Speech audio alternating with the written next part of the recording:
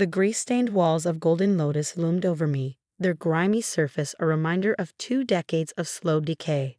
My parents sat across the table, their faces etched with lines of exhaustion.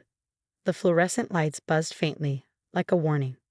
"Your brother's acceptance to Northwestern Medical is a blessing," my mother said, tightening the knot on her faded apron. Her words carried the weight of finality. "But someone must take over the restaurant.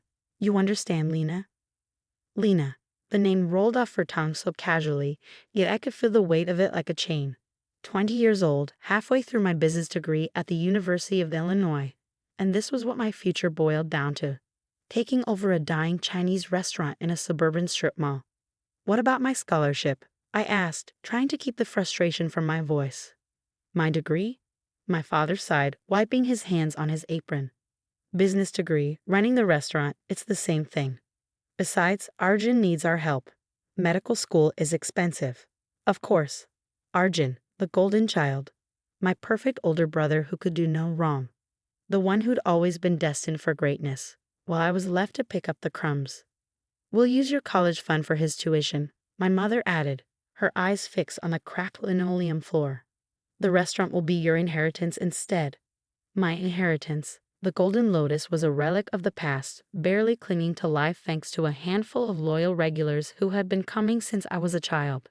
The menu was a bland patchwork of dishes, watered down to appeal to American palates in the late 90s. Nothing about the place had changed in 20 years. Not the decor, not the food, not my parents' stubborn refusal to adapt. "When do you need me to start?" I asked, even though I already knew the answer. "Tomorrow," my father replied without hesitation. "We'll teach you everything: suppliers, bookkeeping, the recipes." The recipes. I thought of the tattered notebook where my father kept his list of shortcuts and prepackaged mixes masquerading as tradition. Sweet and sour chicken so sugary it could rot teeth. Stir-fried noodles that had nothing of the depth or balance Grandma used to achieve. Grandma Asha. Her name brought an ache to my chest, and my hand instinctively reached for the silver bangle she had gifted me before her passing. She had been the heart of the family, the one who had taught me to cook when I was barely tall enough to see over the counter. Her dishes had soul, the kind of flavors that told stories. Before she died, she'd entrusted me with a small wooden box, lacquered and carved with intricate lotus flowers. Inside were her recipes, her true recipes, but I'd been too busy with school to open it. "You'll honor the family, Lena," she had whispered in Hindi, her voice trembling but firm. "Not by following, but by leading. You'll know when the time is right." "Lena." My mother's voice dragged me back to the present. "Are you listening? This is important." "Yes, Ma. I understand." I closed my notebook and gathered my things, the weight of their expectations pressing down on me. "I'll withdraw from my classes tomorrow." That night, back in my childhood bedroom, I finally opened Grandma Asha's box. The scent of sandalwood wafted out, and with it came a flood of memories: her soft laughter, her hands deftly kneading dough, her voice humming old Bollywood songs. But what caught my eye wasn't the recipes. It was the false bottom beneath them. I pried it open with trembling hands, revealing a leather-bound journal. Its pages were filled with my grandmother's delicate handwriting in a mix of Hindi and English. My breath caught as I read. This wasn't just a collection of recipes. It was the story of the original Golden Lotus, the restaurant my grandparents had built in Delhi before partition forced them to flee. The journal detailed techniques, spice blends, and dishes so legendary that people had waited hours for a table. But more than that, it chronicled their rise, how they turned a single roadside stall into a culinary empire. The final pages held something even more astonishing: details of hidden assets, accounts, and investments that had somehow survived decades of upheaval. "The true legacy is not in following the old ways blindly," she had written on the final page in English. "It is in daring to create something new. For Lena, when she is ready to lead." The next morning, I withdrew from college as instructed. But as I watched my father demonstrate his uninspired cooking techniques, my mind was already racing. The bangle around my wrist felt warm, almost alive, as if it carried my grandmother's blessing. "You'll learn everything exactly as we do it," my father insisted, pouring another packet of powdered curry mix into the pot. "No changes." "Of course, Papa," I replied, forcing a smile. But in my pocket, I fingered the key I'd found tucked into Grandma's journal, a key to her safe deposit box. Let them think they had won. Let them believe they'd successfully confined me to their vision of mediocrity. They had no idea that in forcing me into the Golden Lotus, they had handed me the tools to transform it. The first changes I made were subtle. I started with the spices, replacing the prepackaged blends with fresh ingredients sourced from a local specialty supplier. The butter chicken, once drowning in cream and sugar, now had the tang and richness of true makhani sauce. The samosas, previously soggy and bland, were crisp, golden, and bursting with flavor. The customers noticed immediately. "There's something different about the dal today," Mrs. Sharma said one evening, pausing after her first bite. "It tastes like home." My father frowned. "Are you altering the recipes?" "Just tweaking them slightly," I said innocently, trying to make the ingredients stretch further. That caught his attention. Money was tight, especially after Arjun's first tuition installment. The customers seemed happy, my mother offered tentatively. "They'll get used to it," I replied, hiding my satisfaction as I watched Mrs. Sharma scrape her plate clean. While my parents busied themselves with teaching me their outdated systems, I was making moves behind the scenes. Using Grandma's journal, I reached out to suppliers she had written about, places that carried the rare spices and ingredients that were essential to her signature dishes. Yes, the costs were higher, but I offset them by cutting inefficiencies my parents had overlooked for years. Then came the day I opened Grandma's safe deposit box. "What do you mean, she had investments?" my father demanded when I laid the documents before him. "Your grandmother barely had enough to get by.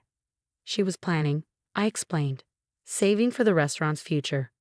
The amount wasn't enough to cover all of Arjun's medical school expenses, but it was enough to transform the Golden Lotus into something extraordinary." My parents wavered between excitement and suspicion, their confidence in me shaken by the sudden revelation. "We should send the money to your brother," my mother suggested. "He needs it more." "The trust explicitly states the funds are for the restaurant," I replied firmly. "We use it to rebuild or it goes to charity." Grandma made her wishes clear. For the first time, my parents were speechless. And for the first time, I felt the stirrings of something I hadn't felt in years: control.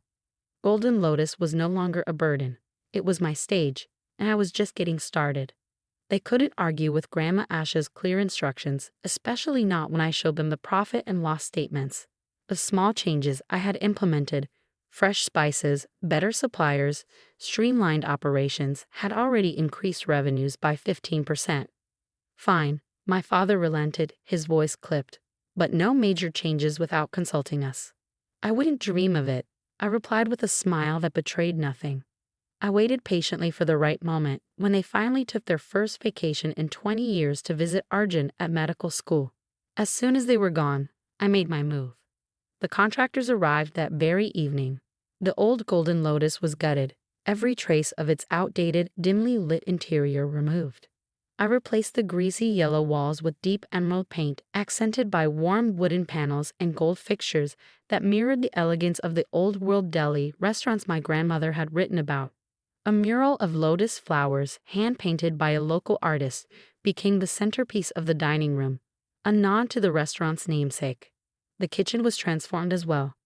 Gone were the clunky, inefficient appliances my parents had clung to for decades.